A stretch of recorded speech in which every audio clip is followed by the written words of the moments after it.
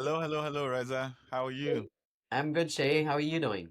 I am doing very well. It is another episode of Future Forward.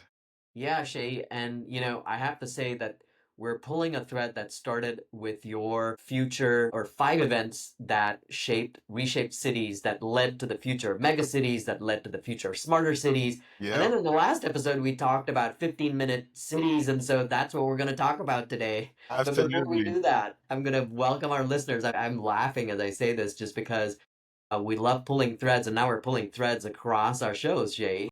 Episodes. It's like the fifth episode or the fourth episode we're pulling a thread through. Yeah, So this is pretty cool. yeah. So welcome listeners to Future Forward. This is a conversation that Shay and I've been having for many years. It used to be Fridays at Starbucks getting our hot chocolate. And we wanted to invite you into the conversation where we talk about cities.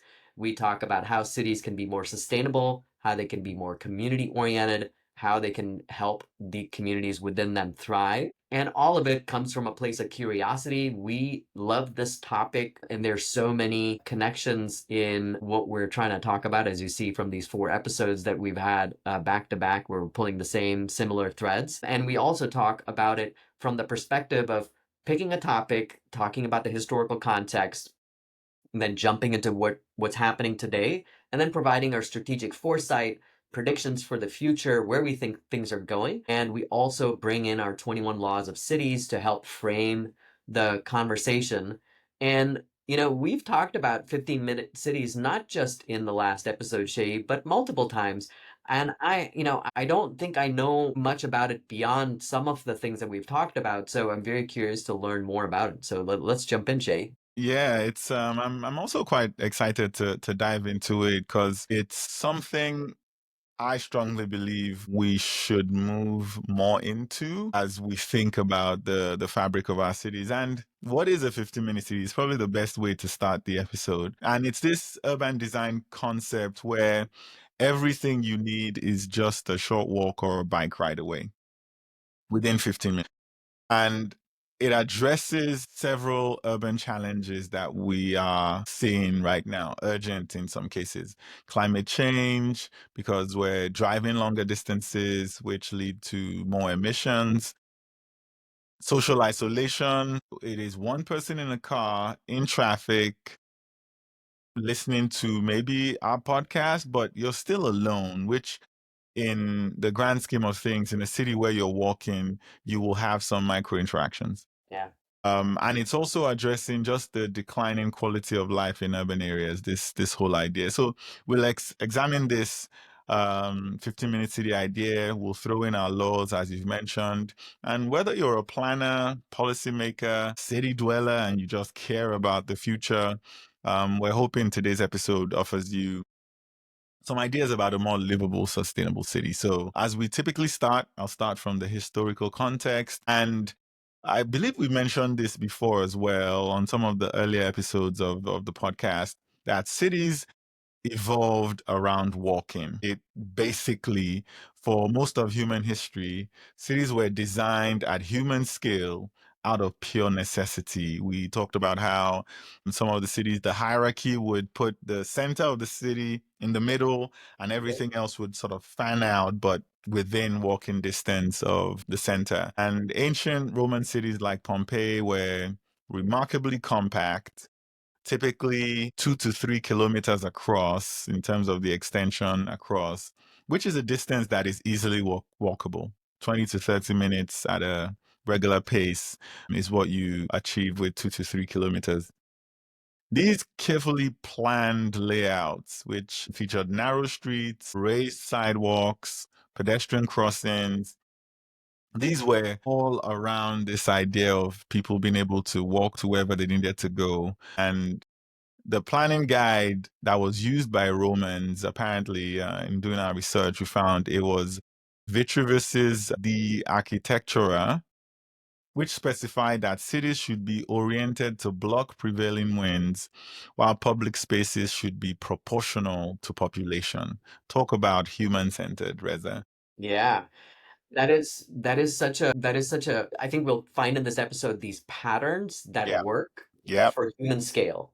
And that's Absolutely. really my comment over here. And why human scale? If you remember from, I think it was episode 26, where we talked about the future of architecture and sustainable design and how a human scaled environment makes you feel, like what synapses it fires in your brain and how it makes you feel emotionally is important. So Yeah. yeah, that's even from back then, even from this historical perspective, they understood the effect. Value of that, the Yeah, value of that, exactly. And as we've mentioned on a few episodes as well, the Industrial Revolution came and absolutely changed this consideration for human scale. And it got worsened by the introduction of the car, the automobile, which completely transformed urban landscapes. We started to build highways, favored parking lots over actual grass and sprawling suburbs because we had to move further away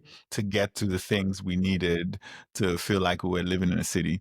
So this shift happened, and in 1961 another person we've talked about a fair bit on this show, Jane Jacobs, published The Death and Life of Great American Cities, where she challenged this new prevailing wisdom around urban planning, which was more car centric versus human centric. She observed successful neighborhoods that thrived with mixed uses, residences alongside businesses, schools close to parks, walking, eyes on the street. And she felt cities, the good cities, the thriving cities, had created what she called the ballet of the good city sidewalk, which ties directly to the Pompeii example we just gave, yeah. with the sidewalks playing a prominent part in how the city was designed. And Reza, I'll let you touch on the law this totally applies to in terms of law 5 in our laws of cities. Yeah.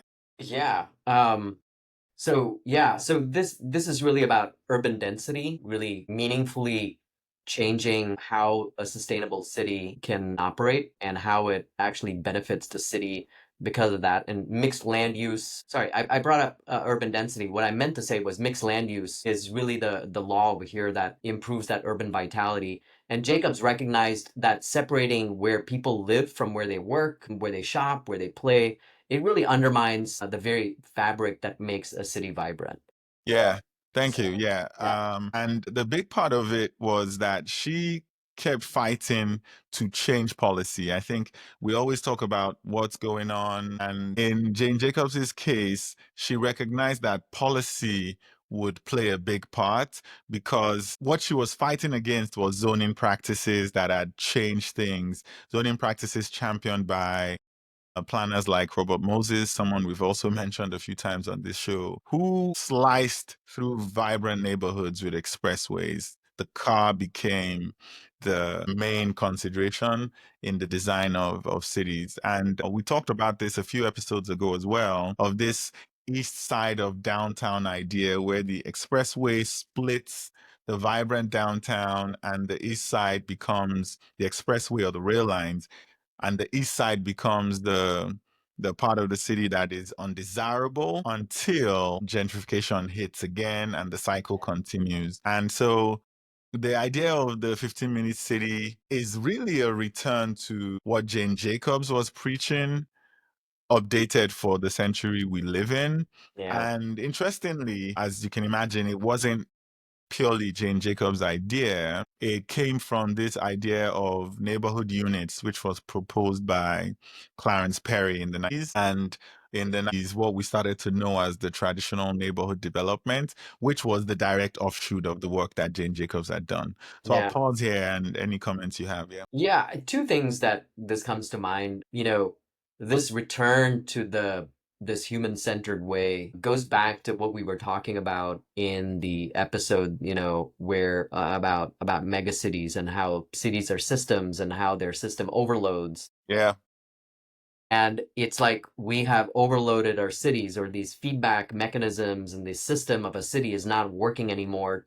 So we're going back to what we know makes a city system work. Absolutely. And so that's my observation over here. And it's fascinating that, these neighborhood units that Clarence Perry proposed came from the 90s. Like, Yeah. again, prescient thinking about what is human scale design and how it makes humans feel in the Yeah. city and how that's coming back, or how it came back in the 80s, we lost our way it seems, and now it's Yeah. coming back again. I love these sort of echoes from the past that keep Absolutely. coming back and reminding us of what makes a city vibrant.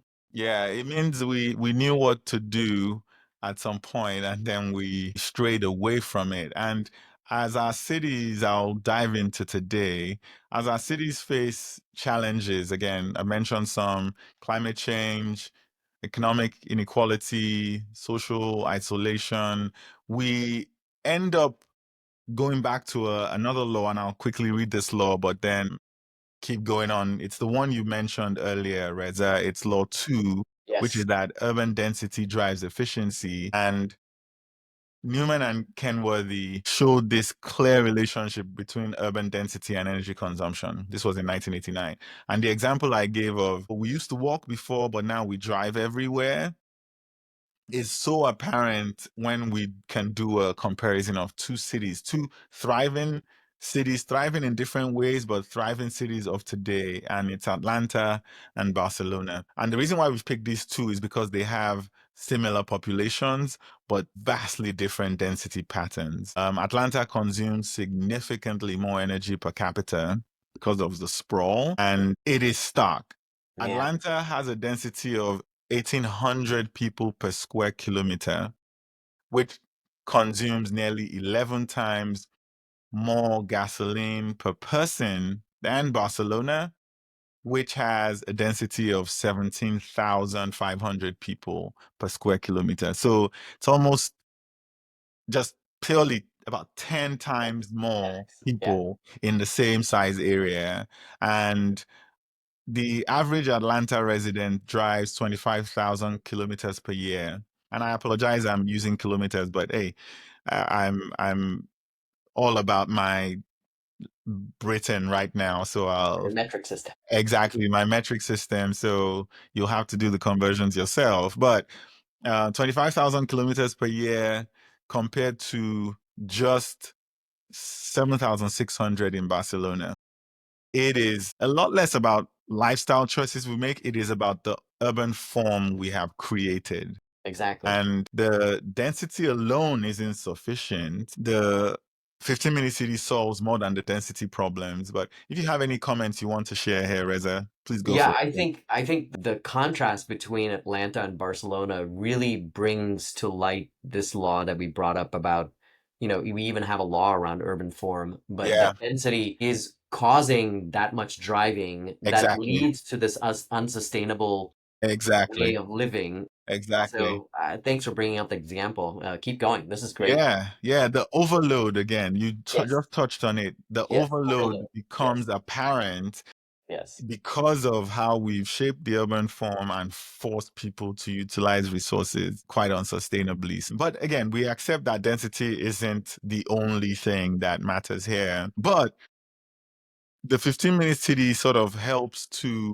maintain enough density for us to use things sustainably. And the 15-minute city was popularized a few years ago by Professor Carlos Moreno with the aim to redesign neighborhoods where we can, as I said at the beginning, meet our daily needs within a 15-minute walk or bike ride. Which, as you can imagine, if we go back to the Atlanta and Barcelona examples, a 15-minute walk or bike ride would absolutely reduce car dependency. yeah, It would promote physical activity, which again, I think we've talked about just the need for that. It would support local businesses because you're buying from within your neighborhood. And this eyes on the street idea that Jane Jacobs promoted, you would have to walk to places or even bike, and you get to know your neighbors and consequently foster a sense of community there. And this was made seriously apparent during COVID, but shortly before that, where the mayor of Paris, Anne Hidalgo, who again we've also mentioned on this show before, right. she embraced this with a plan to create 15-minute cities within the city of Paris. Mm, And the push was accelerated during COVID. It was this push that actually got her reelected, I believe. Mm, And then COVID accelerated it, and it made the residents and the dwellers in the city of Paris more resilient during COVID because they still had the ability to walk to the things they needed, in contrast to those of us who needed to drive everywhere and everything shut down. Paris didn't fully shut down during COVID yeah. because it was already transforming into this more resilient 15-minute city idea. So I'll pause there because I know we have a law that applies, but I'd Yeah. also love to get your comments, Reza. Yeah, this is what we talked about in the last episode, Shay, about Absolutely. Yeah. how we reframe the idea of implementing something in a city with the outcome that you want, the Yep. community-oriented outcome that you want. And she reframed it to say, 15 minutes to essential services, whether to Yeah. work or where you shop or what have Yeah. you, or, see your doctor, school, etc. And Yeah. that it's that reframing and thinking about it in a way that allowed it to be successful because you can get your head around it as a citizen Yeah. that this is going to be beneficial to me. So I think that was the real unlock for me, and I love that you've used that as an example. And the law that we picked, I mean, there's so many laws that we can apply over here, but the one that we believe is really the one that addresses it is Law 6, which states social equity underpins urban sustainability. And, the thing over here is that if you're not deliberately planning, these 15-minute neighborhoods can become an exclusive enclave, right? You can do it for the wealthy. You can make it like this cool neighborhood and everything Yeah. is connected, but you have to do it in a way that addresses the whole population of the city. Yeah. So Copenhagen provides a really good example over here.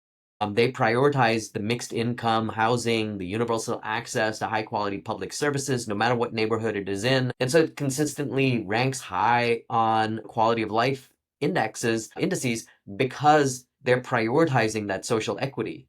It's Yeah. not just we're going to do the 15-minute city in this arrondissement because it's a wealthy one. And when you move out to the banlieues, I'm pronouncing this all wrong, but you move out to the suburbs, Yeah. we don't really care about them. Like, why should they have 15-minute cities? And then it really drives this stark difference in who the haves and have-nots, and that's not really sustainable. That's not a thriving community.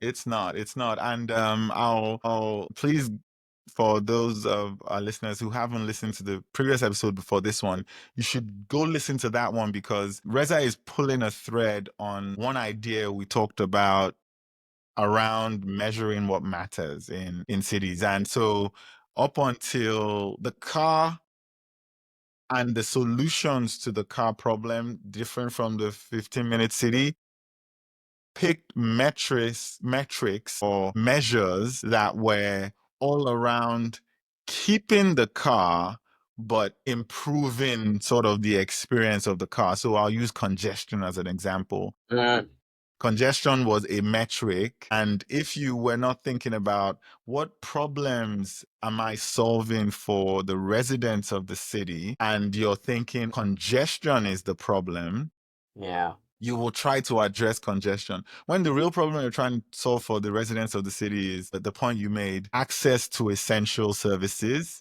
That's the yeah, real problem. Can we get access to essential services instead of making it easier for them to drive to those essential services? yeah.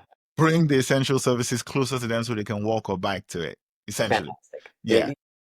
I loved how you did that. That's Yeah. exactly it. It's the sort of that outcome that you're driving. Exactly, exactly. And so as we think about even the cities, the good examples you gave in the last episode, and I will sort of pick on Austin a little bit as a bad example here, to tie to the point you made about haves and have-nots.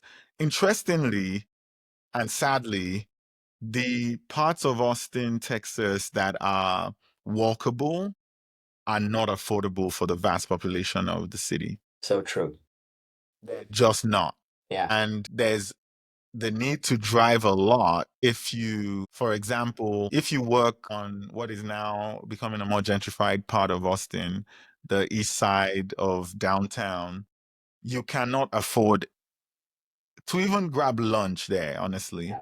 Yeah. And if you work there, you're probably having to, if you're not working at the some of the high income earning jobs in the city, you're not living downtown and walking to Yeah. east of downtown unless you're earning enough to live downtown, and not a lot of us earn that kind of money. Yes. So the idea here is that we absolutely need to, I'm so glad you brought that up with the law. Make sure, even as we implement the 15-minute city, we still bear in mind the equity and inclusion that is required to make it a sustainable and a thriving city. Thank you so much for highlighting that. Yeah. Yeah. No, I loved how you brought the Austin example. Yeah. Really, really brings light to it. Yeah.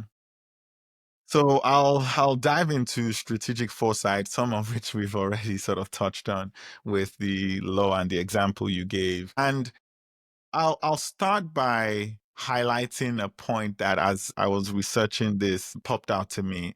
And it's that the future of the 15-minute city should represent the past that we talked about at the beginning, Hmm. with the examples of Pompeii Mm-hmm. and the consideration that was given Mm-hmm. to making it walkable, even as the hierarchy. And yes, they didn't have vehicles then, but you could have built a vast, sprawling city that people still had to walk long distances, unsustainable distances. But no, there was a consideration for being able to get to the cities. And I mean, it goes back a more recent past. Yes, I mentioned Pompeii, but a more recent example is the neighborhood units that we've also mentioned that Clarence Perry was working on. And to be more precise about that, this idea of neighborhood units was a concept by Clarence Perry in his regional plan for New York.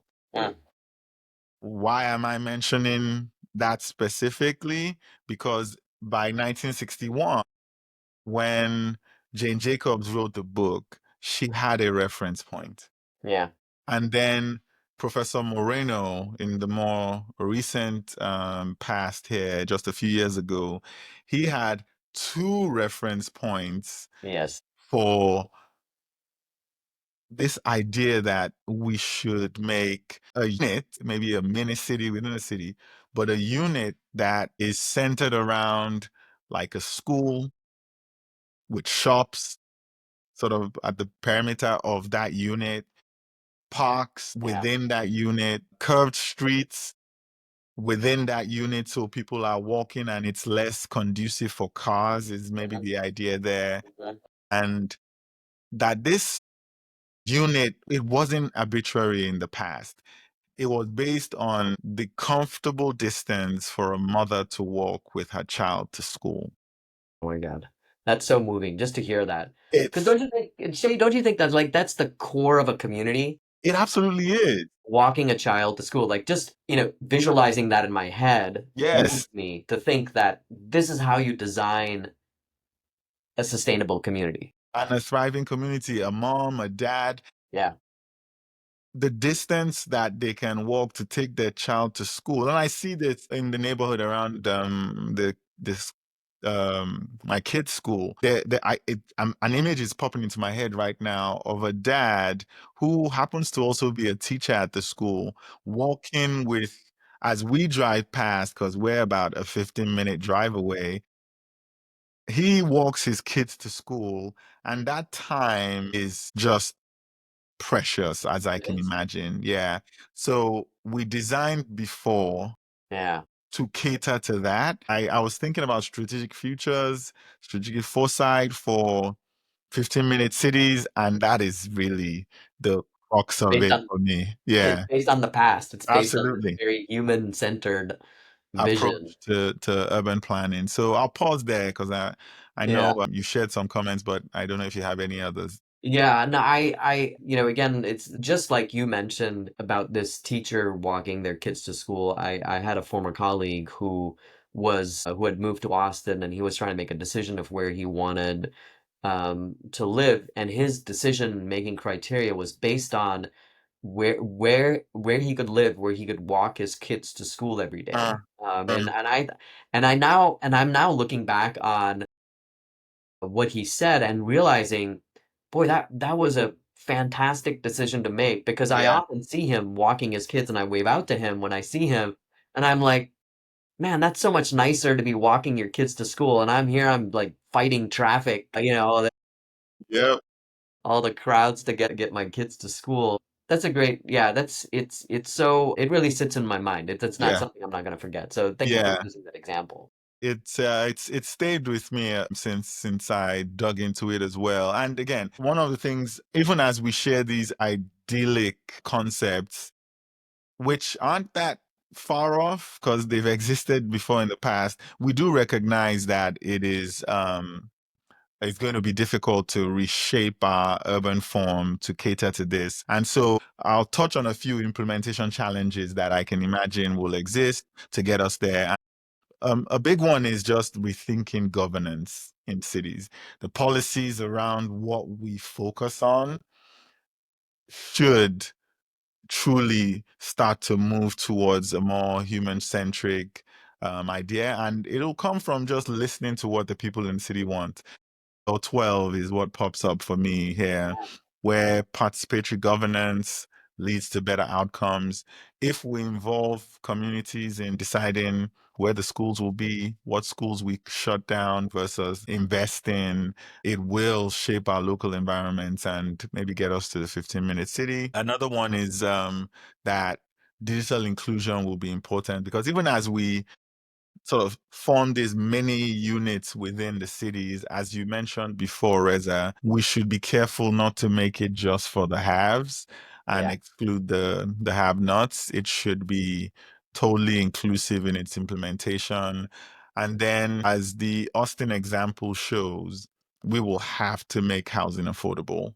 yeah, Otherwise, we will just worsen the inequalities that already exist. And if you think about it, it's a direct link.